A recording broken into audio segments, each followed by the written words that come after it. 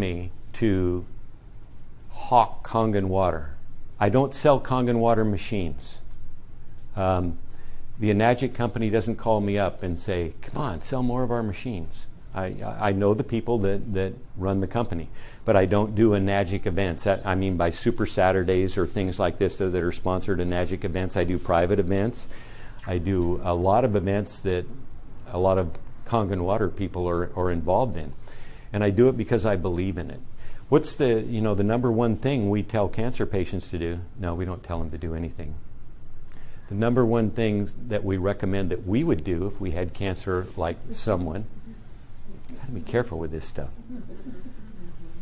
is Kangen water. Well, we recommend the Relive too, but the Kangen water, because I do it because I researched it and I know the science behind it. And I know that if you guys are Kangen water drinkers, Kangen water distributors, you probably have a good grasp on the science behind this. That's the reason. I remember the first Kangen water meeting I went to about 11 years ago because I was trying to find what cancer patients could drink. As I walk into the grocery store and Gatorade, mineral water, bottled water, V8, full of chemicals, all of this stuff. I said, well, there's nothing here they can drink. I'm going to have to go find myself a spring, and bottle of water myself. And that's when someone said, you need to go listen to this. I go, okay, here's another one. And I did. I went and listened to it. And I said, wow. So I started to study it. I didn't buy a machine right away. I said, this is pretty interesting. I'm going to go take a look at this. And I research about everything. As if I wouldn't do it, I couldn't recommend that you do it. And so we do a lot of research. And I wanted to find out, why is this water good? You can tell me it's alkaline water, but you know what? I can put a spoonful or a quarter teaspoonful of baking soda in tap water and I got alkaline water. Doesn't mean it's any good for you. No, this is ionized water. It just happens to be alkaline. And, put your arms around this, you'll read it in the book. Healing is voltage, and voltage is equitable to pH and to alkalinity. And so we need to understand that. And your cells in your body are negatively charged, or they're supposed to be. And if they're not running at minus 25 to minus 50 millivolts, you're sick. And cancer patients and many others are running below that. So your body running at that voltage has very little capacity to build new cells or to heal those cells that are now sick. So what do we need to do? Raise the millivoltage. How would you raise a cell that needs 25 more millivolts? What's the fastest way to do that? It used to be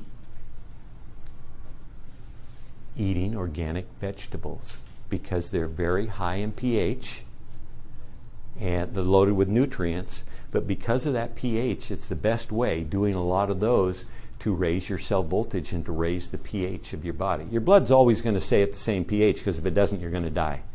So your blood, if it's not at about 7.35, somewhere in that range to 7.4, then you're going to die. So it'll rob pH from anywhere. It'll take it from your bones and from anywhere to maintain that.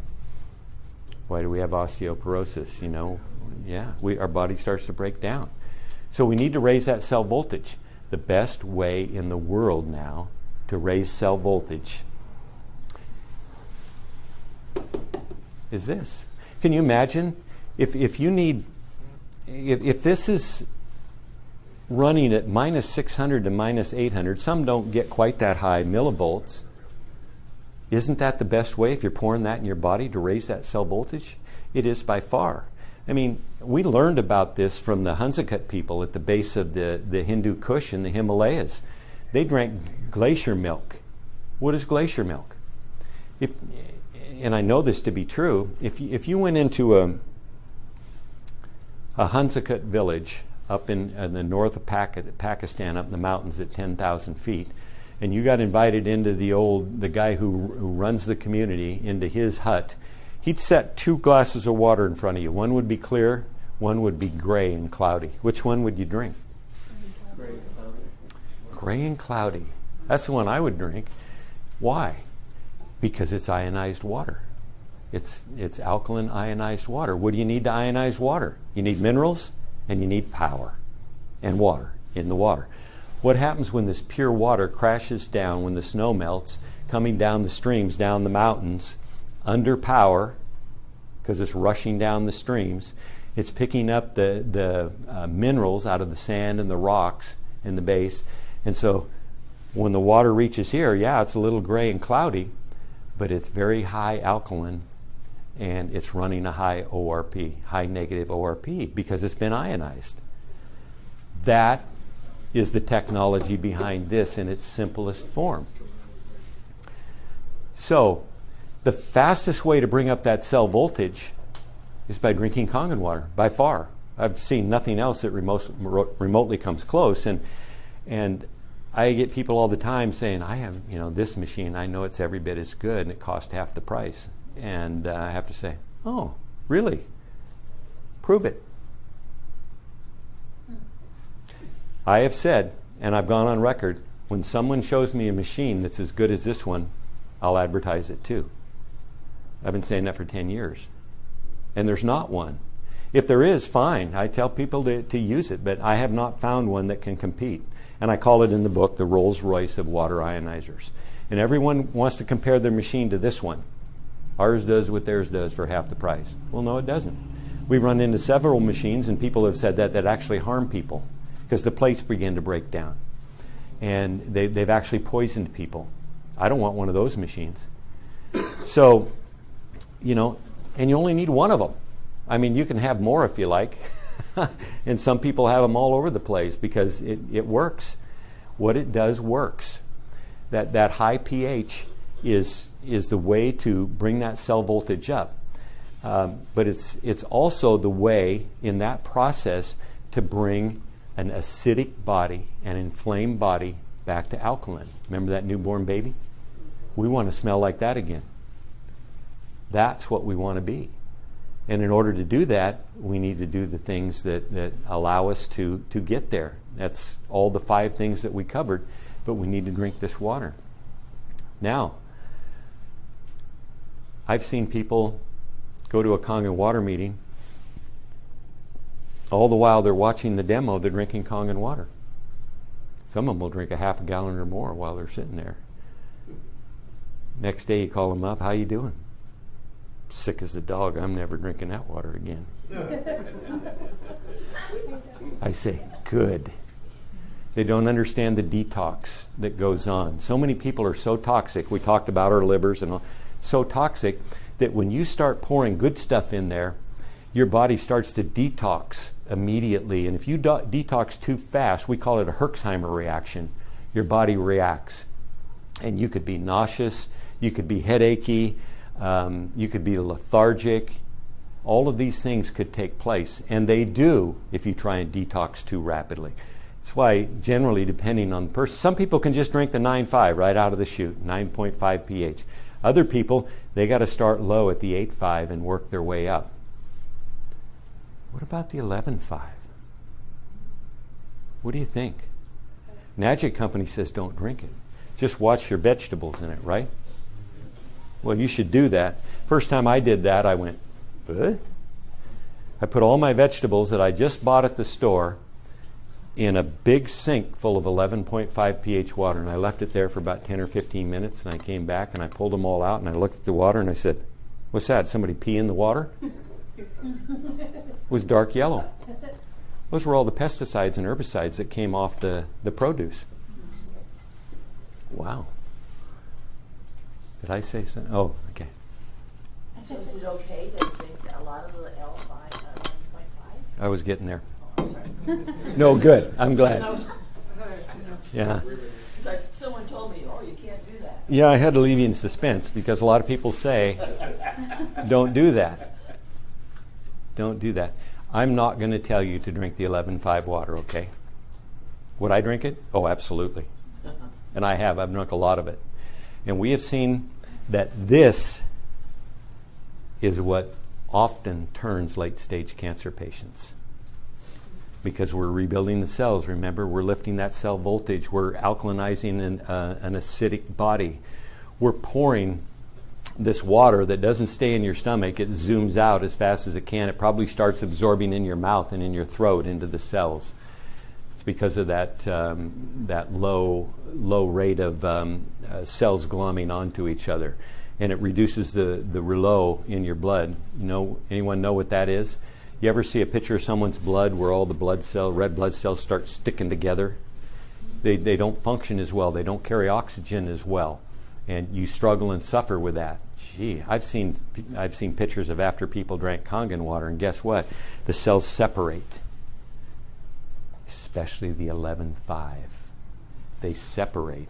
Well, what happens when you put 11.5 into fats, into oils? Doesn't it emulsify those oils? So it makes sense that to the rouleau in your blood, it will separate those cells that want to stick together, and it will better oxygenate your body. I mean, there's so many things, so many benefits, let's say, of drinking this water, and I can't think of a reason not to. I can only think of more and more reasons. But to go further on the answer to the question on the 11.5, no, we don't recommend anyone drink it. We just say that, well, if I was in your situation, this is what I would do. And if I was a stage 3 or stage 4 cancer patient, I'd be drinking it. And Louise taught me this. I'm not going to tell you her last name. Louise was a lady in her 70s who went to her chiropractor and said, well, doc, this is the last time I'm going to get to see you. And he says, well, why? She says, well, I've just been diagnosed with stage 4 lung cancer. And the doctor gave me a maximum of 90 days, and he told me to get my affairs in order. And he says, oh, gee, I'm sorry for that. I wish you to come and see me earlier about this. And she says, why? He says, well, I've got some water I want you to try. And she says, well, I don't know. I guess I got nothing to lose. I will.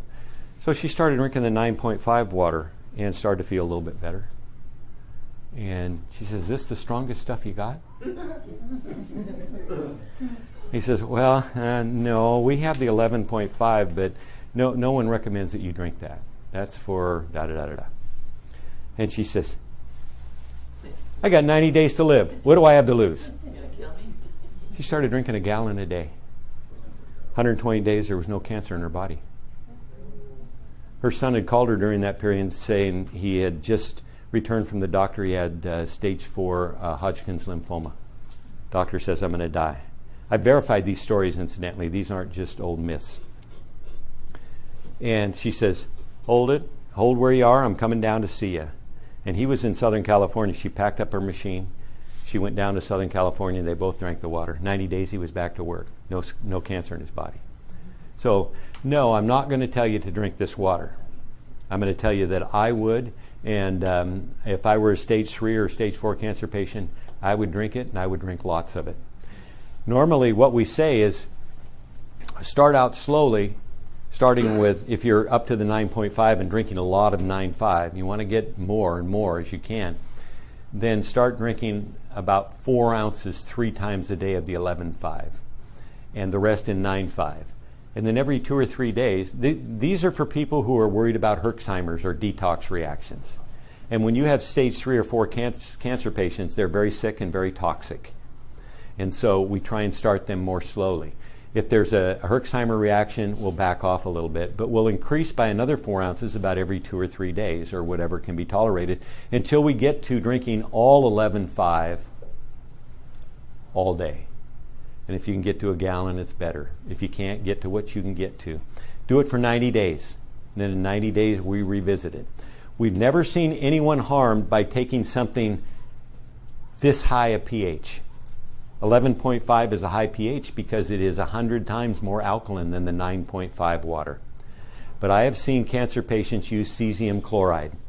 Cesium is a mineral, and this isn't the radioactive cesium.